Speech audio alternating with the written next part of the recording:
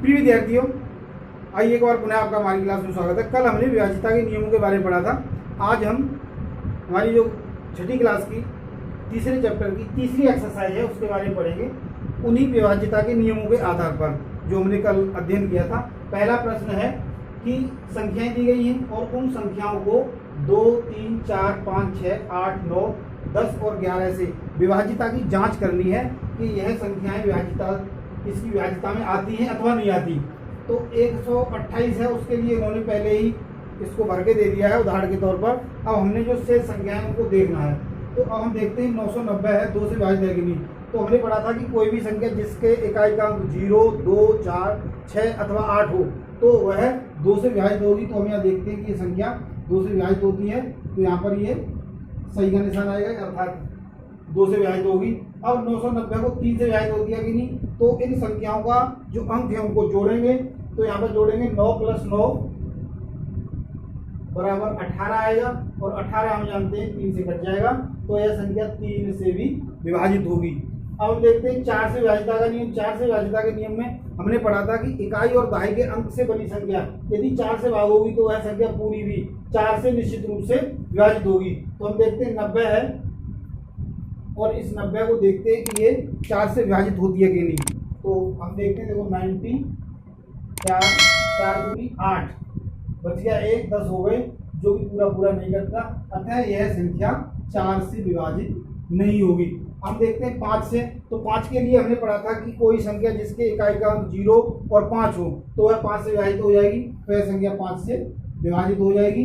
6 से विभाजितता के लिए हमने देखा था कि यदि कोई संख्या 2 और 3 से विभाजित होती हो तो वह संख्या 6 से विभाजित होगी। तो हमने देख लिया यहाँ पर 2 से विभाजित हो रही है और 3 से विभाजित हो रही है, अर्थात यह संख्या 6 से भी पूरी विभाजित होगी। 8 से विभाजितता के लिए हमने पढ़ा था कि 3 या 3 से अधिक संख्याएं उनके इकाई, दहाई और सैकड़ा से बनी संख्याएं यदि 8 से भागित हो जाती हैं तो वह संख्या 8 से विभाजित होगी। तो 990 है। हम इसको, क्योंकि ये 3 अंकों की है, यहाँ पर हमने 4 अंकों के बारे में पढ़ा था, तो यहाँ पर हम इसको ऐसे ही जांच लेते हैं 8 का भाग करके। तो 8 से भाग करेंगे, 8 एकम 8 आएगा और 1 बचेगा तो 19 हो जाएगा, और 8 दूनी 16, और 19 में से 16 घटाएंगे 3 बच जाएगा, 30 आएगा। तो ये पूरी नहीं कटेगी, अर्थात यह संख्या 8 से पूरी भाग नहीं होगी। हम देखते हैं 9 से। तो 9 के लिए हमने पढ़ा था कि यदि संख्या के अंकों का योग 9 से भाग हो जाता है तो 9 9 18, और 18 जो है वो 9 से विभाजित हो जाएगा, अर्थात यह संख्या 9 से विभाजित हो जाएगी, 8 से विभाजित नहीं होगी। सॉरी, गलत साइन लगा दिया।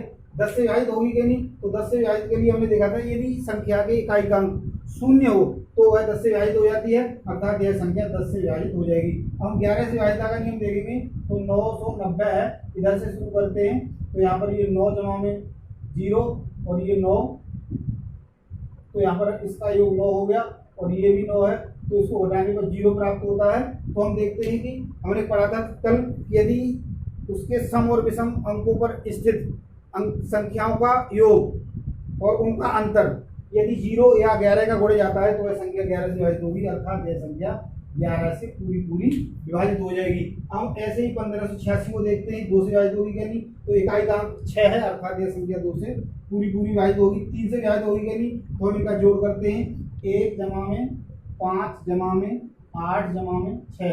यदि इनके अंकों का योग 3 से विभाजित हो जाएगा तो यह संख्या भी पूरी 3 से विभाजित हो जाएगी। तो हम देखते हैं 6 और 8 14, 14 और 5 19 और 1 20 होती है, जो कि 3 से भाग नहीं होगी, अर्थात यह संख्या 3 से विभाजित नहीं होगी। 4 से विभाजित के लिए हम 86 को 4 से भाग करके देखते हैं। तो 4 दूनी 8, अर्थात यह संख्या 6 बचती है, 6 भाग नहीं होती, अर्थात यह 4 से भी विभाजित नहीं होगी।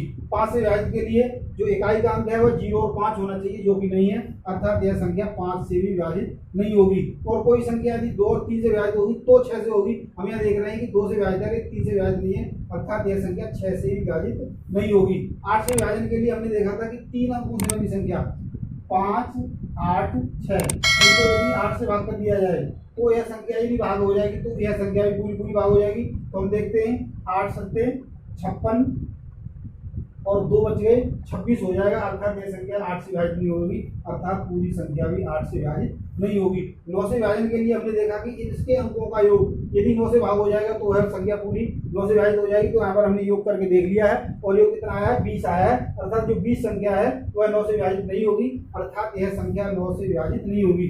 अब 10 से विभाजन के लिए हमने 0 चाहिए, तो 0 भी नहीं है, अर्थात 10 से भी विभाजित नहीं होगी। 1586 है। अब हम वहां पर 9 से विभाजन 11 से विभाजन के नियम को देखेंगे तो ये अंक और ये अंक और यहाँ पर ये 5 + 6 1 + 8, तो ये हो गया 5 और 6 11 और ये हो गया 9, तो इसका अंतर 2 आएगा जो 0 नहीं है, अर्थात यह संख्या 11 से पूरी विभाजित नहीं हो सकती। ऐसे अगली संख्या है 275। तो 275 में हम देखते हैं कि 2 5 है जो भी सम संख्या नहीं है, अर्थात यह संख्या 2 से विभाजित नहीं होगी। और 3 से विभाजन के लिए हम 7 और 2 9, 9 और 5 14 हो गए, जो भी 3 से विभाजित नहीं होगा, अर्थात यह संख्या 3 से विभाजित नहीं होगी। 4 से विभाजन के लिए 75 जो है वह 4 से विभाजित नहीं होती है, अर्थात यह संख्या 4 से भी विभाजित नहीं होगी। 5 से विभाजन के लिए इकाई का अंक 0 और 5 होना चाहिए, जो कि 5 है, अर्थात यह 5 से विभाजित हो जाएगी। 6 से विभाजन के लिए 2 और 3 से होनी चाहिए, किसी से भी नहीं हो रही, अर्थात यह 6 से भी विभाजित नहीं होगी। अब 8 से विभाजन के लिए 4 अंकों की संख्या के बारे में पढ़ा था, तो ये संख्या हम ऐसे ही देख लेते हैं। 8 के 24 और बचे 3, 35 हो गए, अर्थात यह संख्या 8 से विभाजित नहीं होगी। 9 से विभाजन के लिए 7 और 2 9 और 5 14 हो गए, 9 से भाग नहीं होगा, अर्थात यह संख्या 9 से विभाजित नहीं होगी। 0 अंक होना चाहिए 10 के लिए, वो नहीं है, अर्थात यह संख्या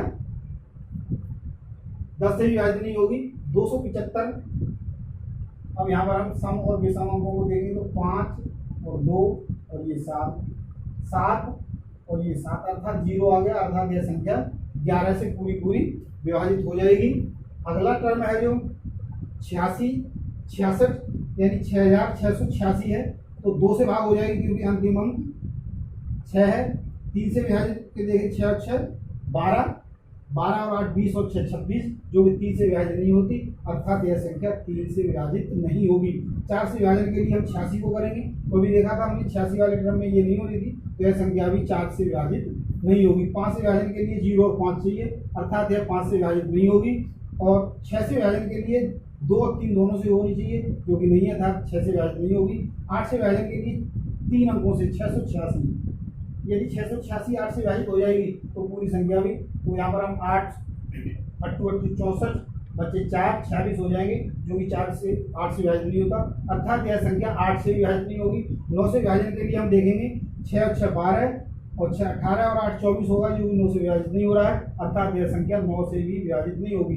10 से विभाजन के लिए 0 चाहिए, जो कि नहीं है, और 86 66 86, इसके लिए हम वही नियम देखते हैं, इकाई दहाई सम और विषम पर 6 जमा में 6 और 6 जमा में 8, यहाँ पर 12 आएगा और यहाँ पर 14 आएगा, इनका अंतर जो है वो 2 आएगा, तो 2 नहीं आना चाहिए, या तो 11 आना चाहिए, 0, अर्थात यह संख्या 11 से भी विभाजित नहीं होगी।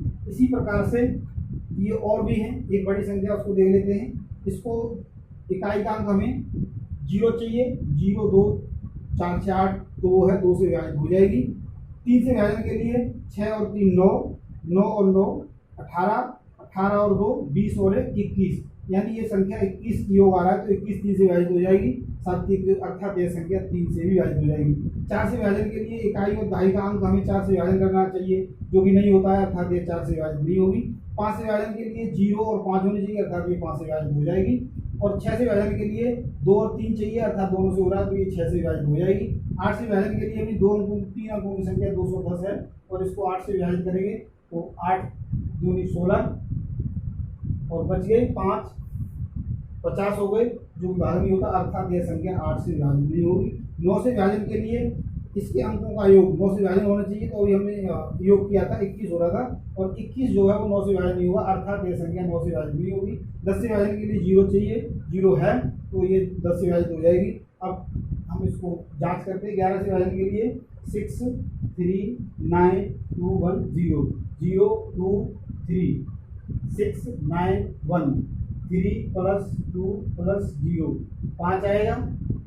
6 प्लस 9 प्लस 1 16 आएगा, जो कि अंतर इसका क्या आएगा 11, अर्थात 16 में से 11 5 गए तो ये 11 का बढ़ जा रहा है, अर्थात यह संख्या 11 से पूरी पूरी विभाजित हो जाएगी। ऐसे ही कुछ और दिए हैं, इनको यदि आपने इन सवालों को समझ लिया है तो इनको भी आप आसानी से कर सकते हैं। तो इनको मैं आपके लिए छोड़ता हूँ अपने आप करना, और मुझे आशा है कि आप कर लोगे। इसका जो दूसरा क्वेश्चन है उसको देखते हैं, प्रश्न संख्या 2। उसमें क्या कहा गया है, प्रश्न संख्या 2 है कि विविध विभाज्यता की जांच के नियमों द्वारा ज्ञात कीजिए कि निम्नलिखित में से कौन सी संख्याएं 4 से विभाज्य हैं और कौन सी 8 से, यानी 4 और 8 दोनों से विभाज्यता की जांच करनी है। तो 500 ए पार्ट है दूसरे क्वेश्चन का, 572 है, 572 की जांच करते हैं हम।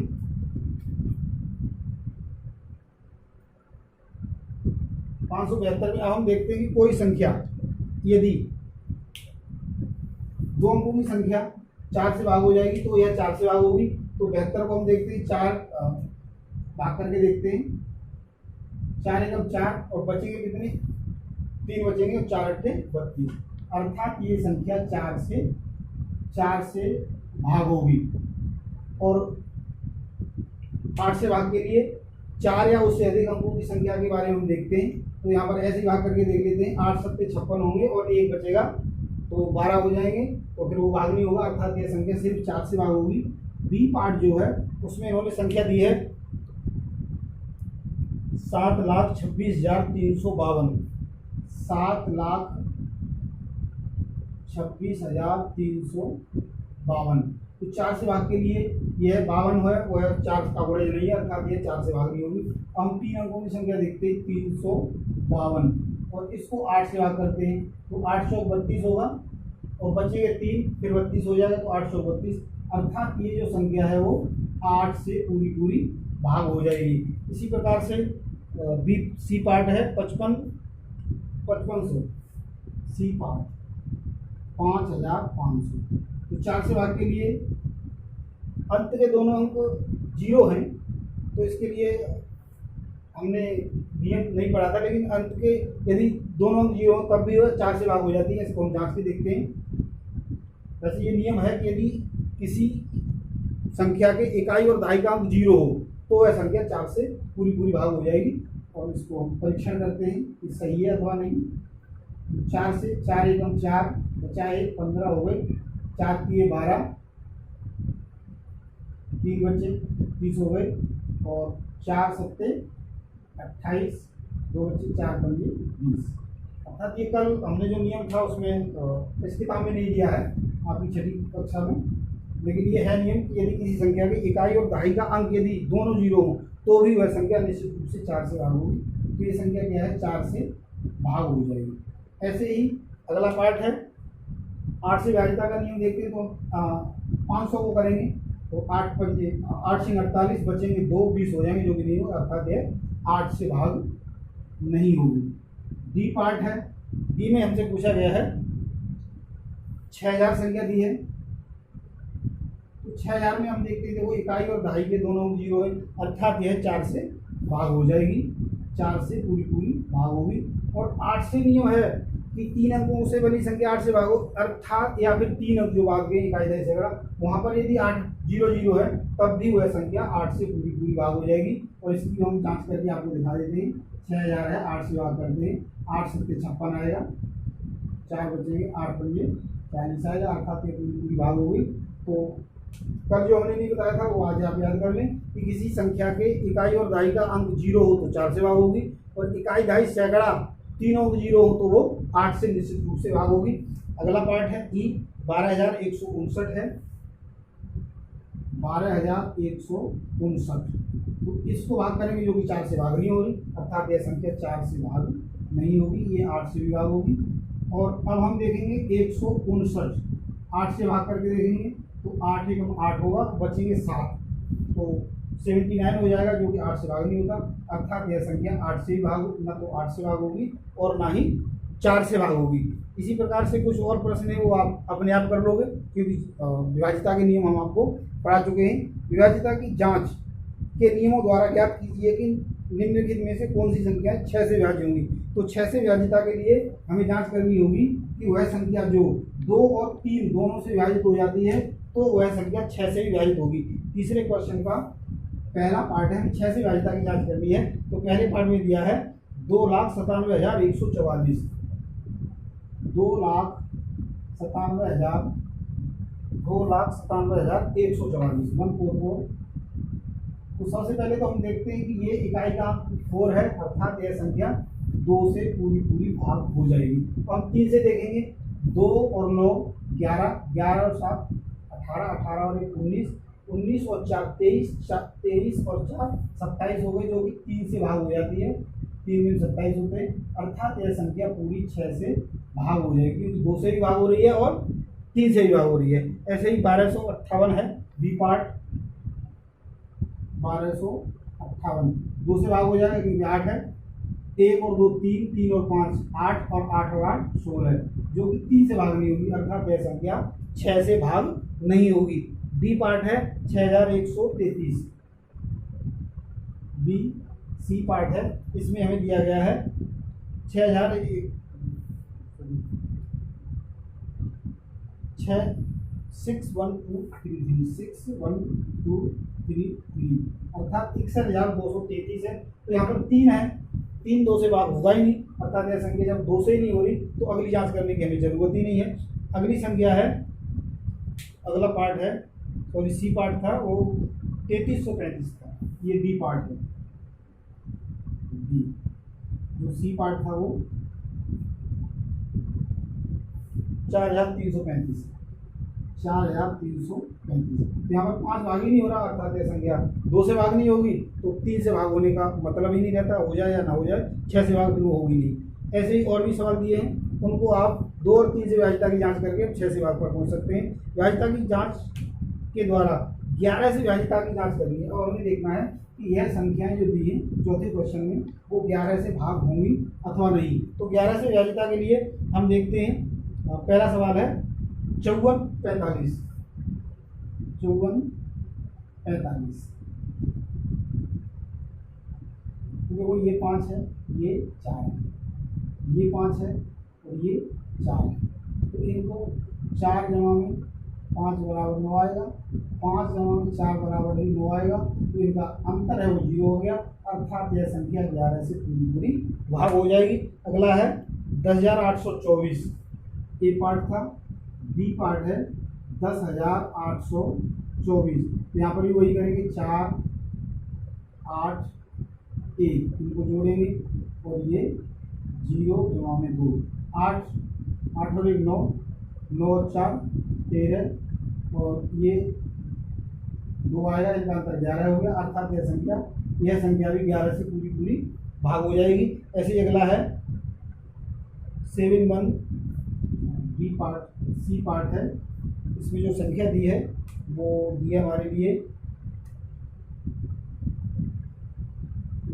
7138, 965,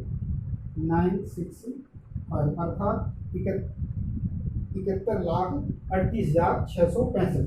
यहाँ पर भी हम देखते हैं 5 9 3 7 1 8 और 6, इनको जोड़ेंगे, इनका अंतर देखते, जोड़ का अंतर लगाएंगे, 7 और 3 10, 10 और 9 19, 19 और 5 24 हो गए, इनको देखेंगे 8 और 1 9, 9 और 6 15, ये 15 हो गया, 24 में से 15 घटाएंगे तो अंतर जो आएगा 14 में से 5 गए 9 और यहाँ पर कितना ही आएगा, तो जो न तो 0 है और न 11 का गुणज है, अर्थात यह संख्या 11 से भाग नहीं होगी। ऐसे ही 3 पार्ट और हैं, आप उनको अपने आप कर लोगे क्योंकि विभाज्यता के नियमों की जांच आप जान चुके हो। 5वां जो क्वेश्चन है उसको देखते हैं,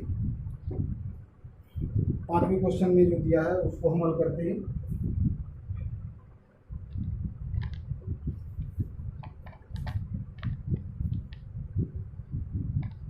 पांचवा प्रश्न है खाली स्थान वाला है, इसमें इन्होंने पूछा है निम्नलिखित में से रिक्त स्थानों में सबसे छोटा अंक तथा सबसे बड़ा अंक लिखिए जिसमें 3 से विभाजित हो। 67 24 ए पार्ट है, 5 में का ए पार्ट 67 24। यहाँ पर ये जांचना है कि एक तो सबसे बड़ा अंक हम क्या लें कि 3 से भाग हो जाए, और सबसे छोटा अंक क्या लें कि यह 3 से भाग हो जाए। तो सबसे पहले तो हम इनका जोड़ करेंगे।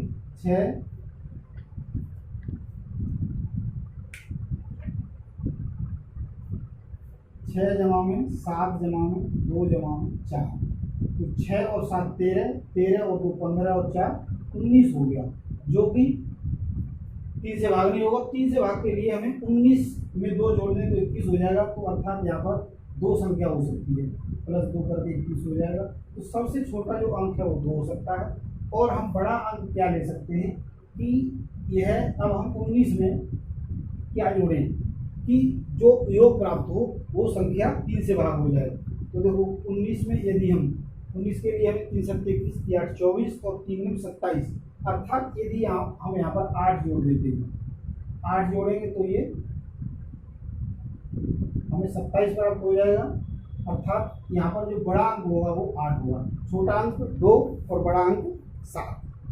इस प्रकार से इसका उत्तर हो गया। अगला है 47 65 बी पार्ट है। 47 65 और यहाँ खाली स्थान दिया है बीच में और बाद में 2 दिया है। अब यहाँ पर हमें सबसे बड़ा अंक और छोटा अंक दोनों देखने हैं। तो सबसे बड़ा अंक छोटा अंक देखने के लिए इनको फिर जोड़ते हैं हम। जोड़ने के बाद फिर हम इसका हल निकाल लेते हैं। तो जोड़ करते हैं 4 जमा में 7 जमा में 6 जमा में 5 जमा में 2, 4 और 7 11, 11 और 6 17, 17 और 5 22 और 2 24, 24 हो रही है, जो कि 3 से पूरी भाग हो रही है। अर्थात यदि हम सबसे छोटा अंक 0 रख देंगे तो ये संख्या पूरी भाग हो जाएगी।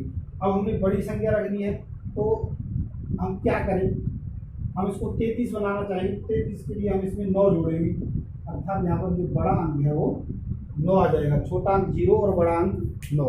अंतिम प्रश्न है छठा प्रश्न। इसे पूछा गया है कि निम्नलिखित स्थानों में ऐसा कौन सा अंक लिखिए ताकि 11 से विभाजित हो जाए।